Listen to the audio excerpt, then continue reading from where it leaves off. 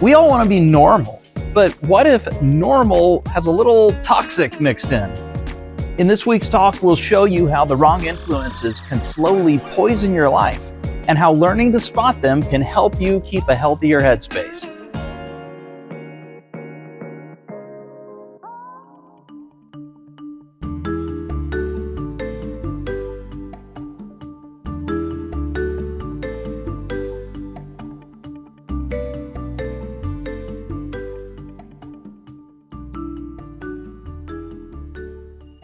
In 1918, the American company Bailey Laboratories unveiled a brand new patent-pending energy drink called Radithor. Some of you guys are thinking, I didn't know energy drinks went back that far. Oh yes, right here in this country, Radithor. And it was purported to have some amazing effects. If you listen to the advertisements, they said that it stimulated your endocrine system and it produced more energy. You were more vivacious and alive. They said that it was a cure for impotence and it would give you more sex drive and a greater libido. They said that it would resolve minor aches and pains in your body and actually stimulate your body's immune system to work healthier and fix small minor things that were broken inside of you. And it was mildly popular for several years before it finally picked up when they got a pretty high-level sponsor. Now, Radithor was able to accomplish all of these things, supposedly, all of these things with just 3 simple ingredients. And they weren't secret ingredients. They were right there on the label. They were proud of these 3 ingredients. They put distilled water and 2 different isotopes of radium. Radium is in like radioactive? Oh yes. Oh yes. Radioactive water in a bottle that was going to cure all of your problems. They sold quite a few of these bottles, but they were expensive. It cost about $15 in today's equivalent money just to buy 1 bottle of radioactive water. In the mid-1920s, there was a trendy, popular heir to a huge fortune who was also a semi-pro golfer named Eben Byers. And Eben was riding on a train and he was on a sleeper train. He rolled off of like the top bunk, fell on the floor, injured his arm. And he tried several different things to try to fix the arm. Nothing worked. Finally, his doctor prescribed for him Radithor. Imagine that. Okay. Doctor said, drink this, you'll feel better. Well, he did drink a bottle and he did feel better. He felt a lot better. He loved it so much, he started drinking bottles of Radithor on the regular just to stay healthy and vivacious. When he would travel around, he would tell people how great this drink is and help promote it. Over the next 5 years, he drank on average 3 bottles of this radioactive water a day. What could possibly go wrong? A lot, actually. A lot could go wrong. By the time he died at the age of 51, all but 2 of his teeth had fallen out. His jawbone had deteriorated so badly it became detached from his skull and had to be amputated. He had literal holes in his skull from the radiation that he kept drinking over and over again. His body was so radioactive, they had to bury him in a lead-lined tomb. And about 30 years later, scientists exhumed his body to study the effects of drinking radiation for 5 years. 30 years later, his bones were still so radioactive, they glowed in the dark. Whoa!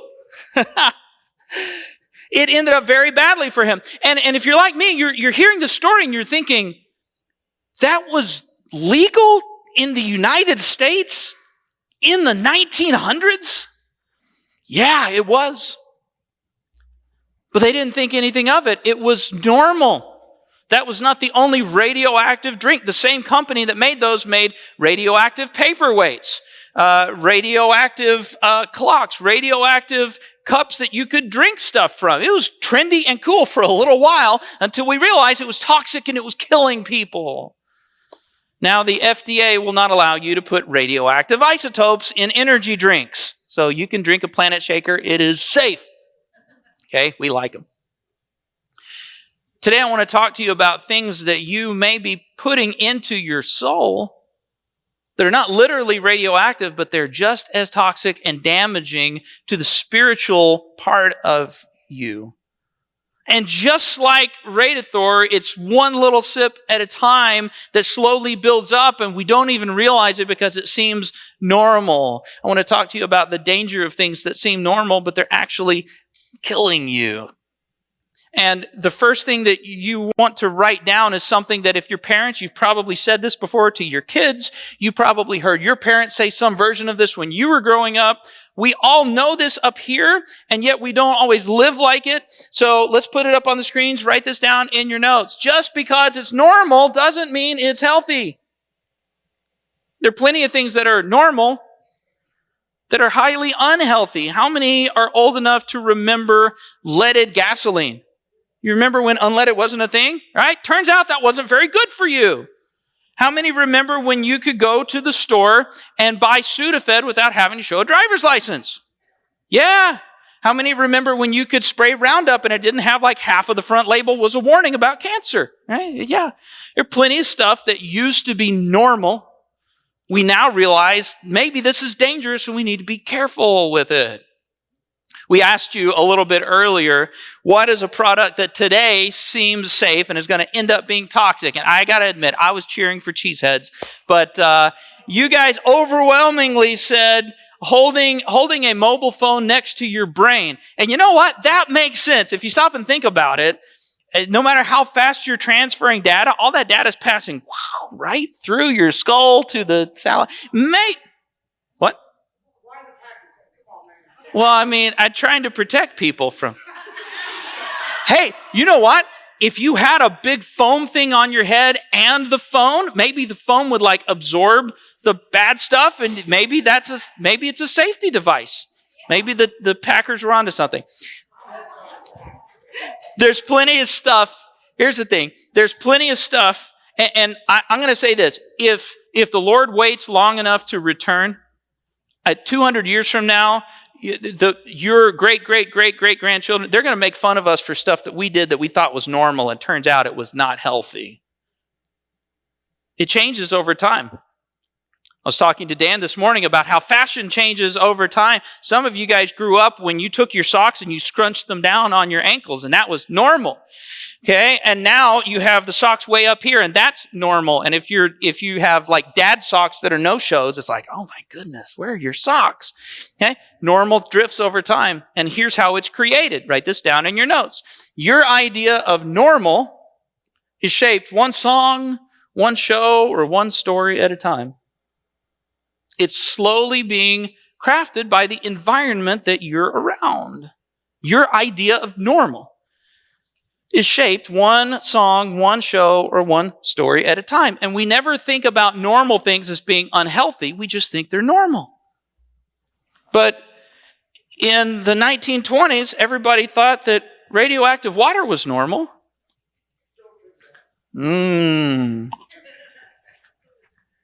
Fizzy and delicious, right?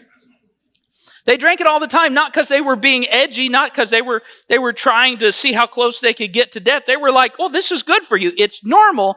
They thought it was normal. Turns out it's not healthy. Some things are normal. They're not healthy. So I decided to look at some popular influences to see if there's any unhealthy stuff lurking inside of it. And I know that for some of you guys, this whole talk is in your mind, you're like, oh man, this is going to be the like super ultra conservative Christian. But I just want to put the stuff out there and you decide what's the wise thing to do. Some of our normals are determined by music that we listen to. I'm a big music guy. I love music. I use Spotify. Some of you guys use different things. I decided to look at Spotify and see what were the 10 most popular songs this week. 10 most popular songs. I thought I would read some lyrics to you. Here's the problem. 7 out of the top 10 songs are explicit. Okay? Which means they don't have the minor cuss words. They have the really offensive ones that I'm going to choose not to say from the pulpit. So that would be sensational and weird. Pastor Chris dropped the F-bomb from the state. Not going to do that today. Nope. So I thought, let me take a few of the non-explicit ones and let's see if those are good. One of them goes like this, quote, "It goes in when you outright it. Do it really slow. Slide, baby. You a star. Strike, pose." Things you never thought you'd hear in church. Now, maybe they're talking about that exciting moment when you cut the first slice of birthday cake and you slowly slide the knife. I don't think that's what they mean. I don't think that's it. Or how about this one, okay? This is sung by a woman. Quote, "Girl, I don't need no lifted truck revving loud to pick you up, because how I look is how I touch.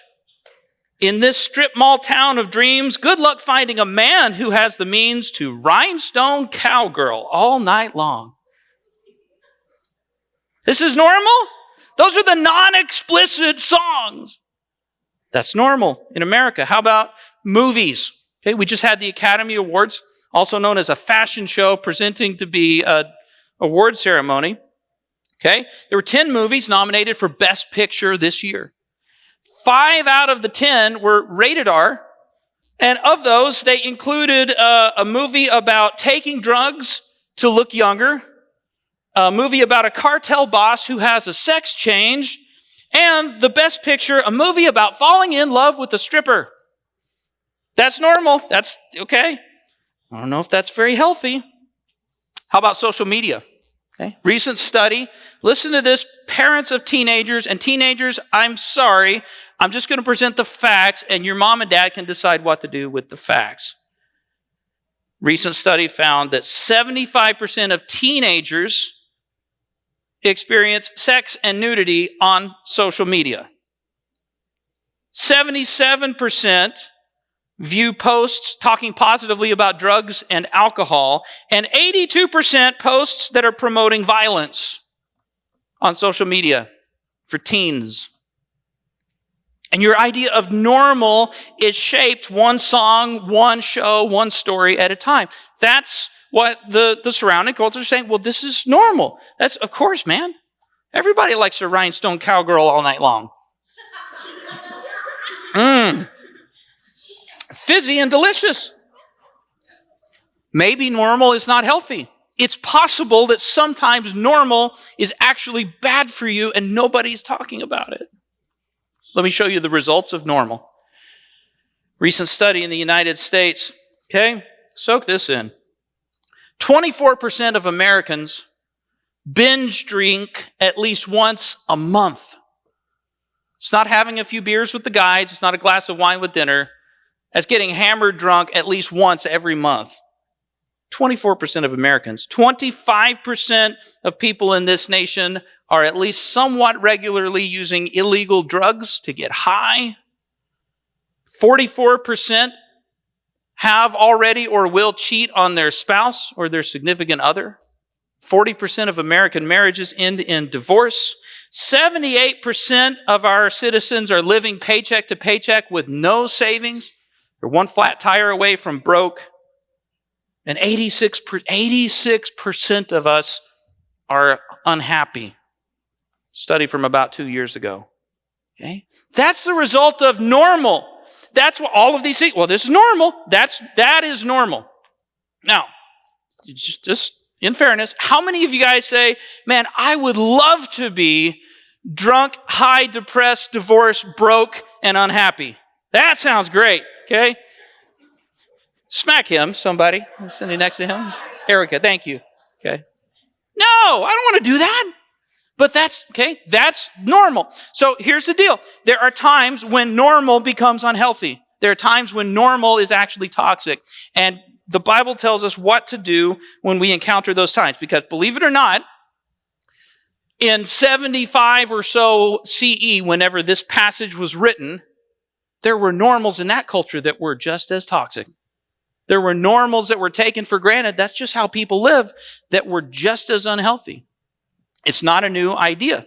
And the wisdom from 2,000 years ago is still wise today. Some of you have heard this verse before. We're going to read it again. Romans 12:2. We'll put it up on the screens. The Bible says, do not conform to the pattern of this world, but be transformed by the renewing of your mind. Okay. Translation, normal is broken. Don't be normal.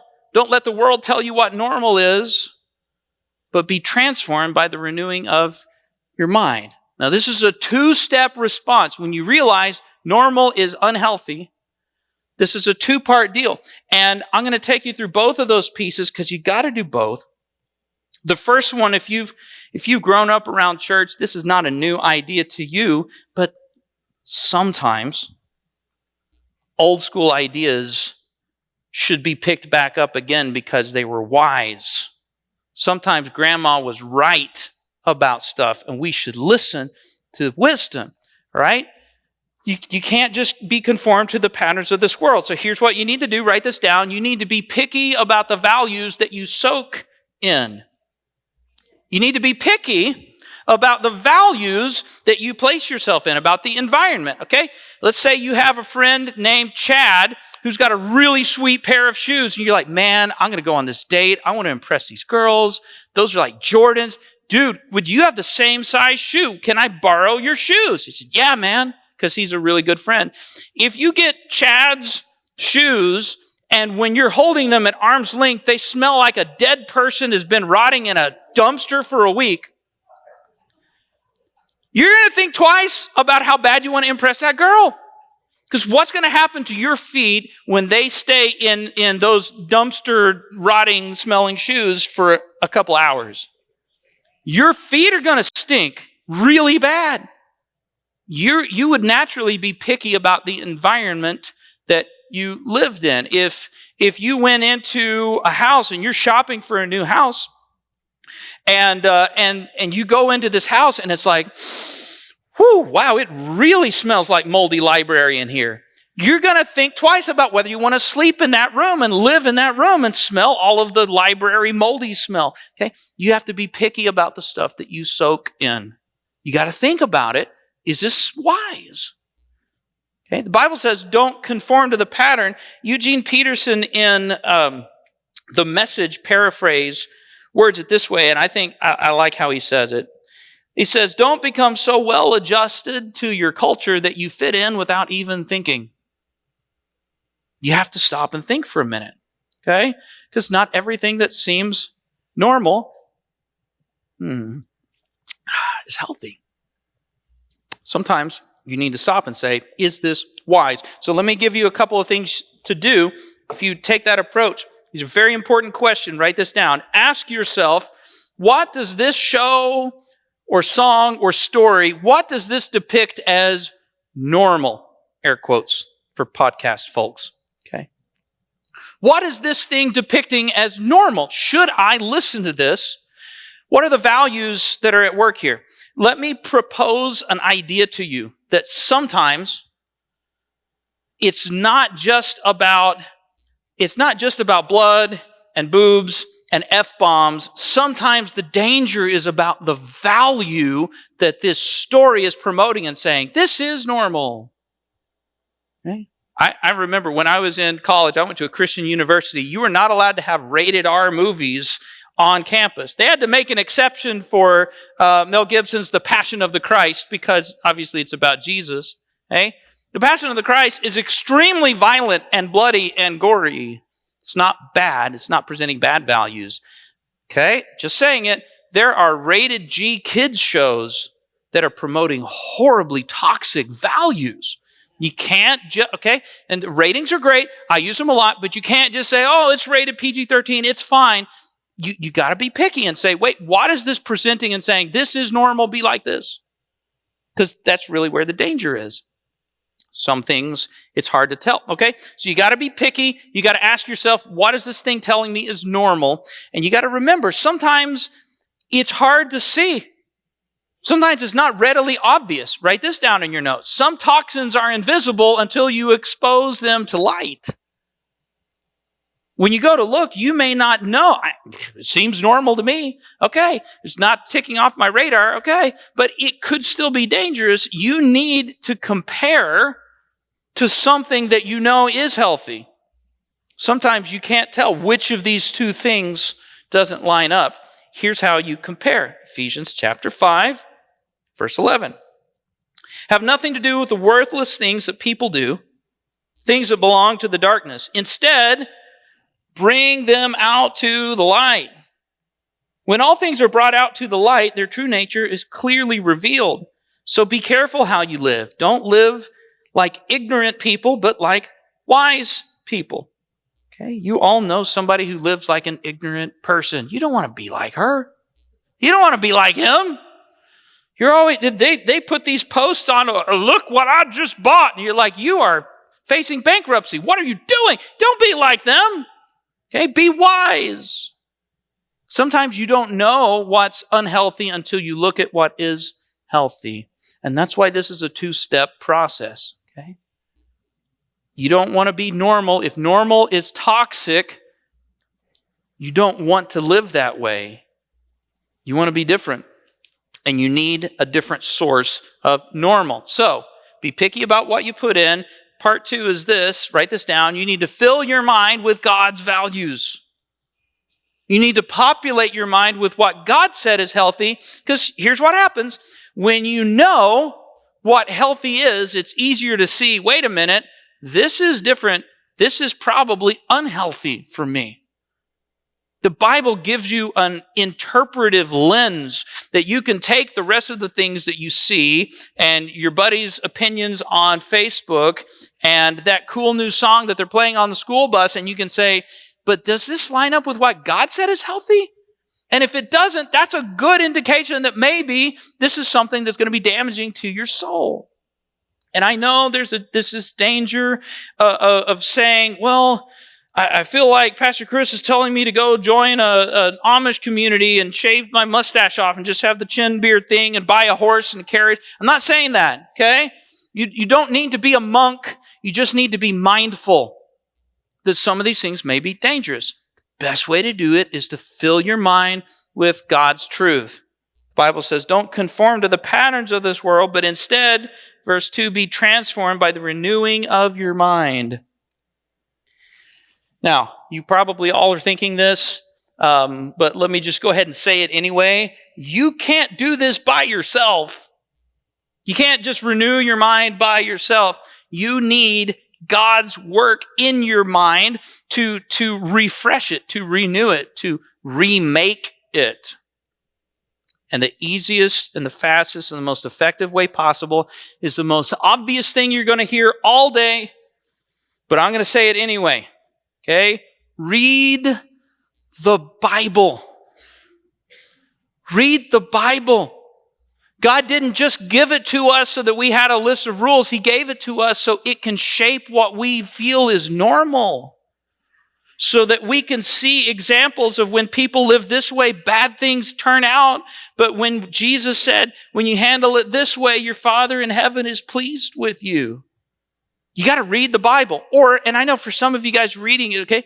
Or listen to the Bible. I love the Bible app. We talk about it a lot because there are really fantastic translations. You can press the play arrow on your phone and just listen, and a really good narrator will read the Bible to you. Still works the same. You said, man, I have a hard time paying attention. My mind is just all over the place, okay? Then watch the Bible. Did you know on the Bible app, you can go to the video tab and you can, Lumo Project, you can watch verse by verse the whole gospel of Luke or Mark or John. You watch it like a TV show, and it's literally, not even The Chosen, it's literally word for word, the whole Bible. But you need that stuff, okay? I told you about how broken normal is in America. Listen to this. Recent study, for people who read the Bible 15 minutes a day, 4 times a week. Okay? In case you're not real fast with math, that's 1 hour a week. It's not a lot of time. Listen to what happens, okay? Statistically, people who check out the Bible at least 4 times a week, 59% less likely to view pornography, 30% less likely to feel lonely, 400% more at peace, 500% more self-control, 500% more connected to God, 500% more likely to be a Dallas Cowboys fan. Just kidding. Obviously, that part's not true. But the rest is. Good things happen. Good things happen when you read the Bible. I know it's so cliche, the pastor saying read the Bible, but seriously, man, find a translation that's easy to read, that makes sense to you. It doesn't have to be Shakespearean English. Just find something that you understand and read it. It's awesome. Okay, 2 other things before we wrap up. One is this, and especially for those of you guys who are watching online, take advantage of the community part of church. Take advantage of the people around you. If you don't have friends here, there are a lot of friendly people. And I know you might have to extend a little bit to go out and shake some hands, but stick around a few minutes after church. Come on Wednesday nights for prayer at 6 or for our small group studies at 7. Join Celebrate Recovery and talk with people around a circle about how their life is and how your life is. It's amazing the power of peer pressure when you turn and use it for good. And especially if you're watching, especially if you live in Pekin, man, say, all right, next week, I'm going to set an alarm. I'm going to get up. I'm going to get dressed or whatever. I want to come and actually be in the church. I want to get some coffee and donuts and get an actual handshake or a hug from a living, breathing human being. Okay, what you're doing online is awesome. It is not wrong. I'm so glad that you make this part of your life, but you have no idea how much better it is when you pair good music and good preaching with good people. It's awesome. It's awesome. It's powerful. And last thing to write down is this, and this is for parents or for grandparents or for caretakers. This is so important. I want you to do this. Parents always, put this up on the screens, always tie rules and restrictions to values. Please try to do this. And I know you can't literally do it every time, but can I watch this show? No. Why not? Because it's rated R. Okay. Can I watch this show? No. Why not? Because this show is telling you that try before you buy is how you should handle sexuality. And that you can't help it if you're attracted to somebody, you need to have an affair on your spouse and go be with that person. This show is telling you that when somebody does you wrong, the best thing you can do is to buy a gun and go out and get revenge by killing them. This show is telling you that the people who really make it in life are the ones that step on others to have a lot of wealth and have a cool car. That's why I don't want you to watch it. Always tie them to values, and it'll be more effective. As we wrap up, I understand it takes effort, and it's not comfortable, and it's not fun. Okay, I try to keep things light and funny. This is not a fun, like, hey, you need to look at everything you're watching because some of it's bad and you should not watch it. I know how that sounds. Okay, I remember as a kid, movies that all of my friends had seen and they were talking about them and I wanted to see them and I wasn't allowed to. I'm like, oh man. I remember toys that I wasn't allowed to have. Oh man. But I have to tell you, as an adult, there have been times where there were shows that we started to watch, and part of the way in we said, man, I don't think this is good. I think we need to stop. Oh man, stinks. It stinks. But listen, if normal is toxic, if normal is killing you, then it's wise to be a little bit weird for your health, for your family's health. If normal is destroying you one sip at a time, it's smart to say, man, that tastes good, but if this is killing me, I'm going to find an alternative. And I'm not saying that you have to cut everything out of your life. You got to take a closer look. Now, let me make 2 absolute 100% Pastor Chris guarantees. The first one is, I 100% guarantee that if you actually take a look at the things that you're listening to and the things you're watching and the posts that you're reading on Facebook or on socials, I guarantee you will be frustrated with the results of your investigation. I guarantee you will find, okay, since I wrote these words down in my notes this week, a couple of times I'm rolling down the road, I'm listening to a song, I like this song, and I start listening closely to what the song is saying twice this week. And I said, Skip. Because I'm beholden to this too. If you're a gamer, I'm a video game guy. I'm a PC gamer, okay? Some of you guys didn't realize that nerds could dress this cool. Just kidding. I love games, right? PC gamer, I promise there's going to be a trending game that looks really cool. And if you actually say, wait, is this presenting good values? Is this building me up spiritually? If you're honest, you're going to say, no. Okay. I promise it will be frustrating. Guaranteed. But here's the other guarantee. I also 100% guarantee that you will be thrilled with the results of obedience. Because you will be healthier. And you won't be drinking stuff that's putting holes in the skull of your soul. Listen, man, I don't want to be. If normal is strung out on drugs and drinking to try to drink my problems away, if normal is depressed and cheating on the people that are closest to me and pushing people away, if normal is lonely and broke and depressed and unhappy, I don't want to be normal. I have to choose to accept a different definition of what normal is, and I can't get that from Netflix and Spotify and TikTok. I can only get that from the source of truth that God gave us. And that doesn't mean that I delete Netflix and TikTok and music. It just means that I'm listening and I'm taking that filter and I'm saying, is this good for me? If I do it for my kids, maybe I should do it for myself.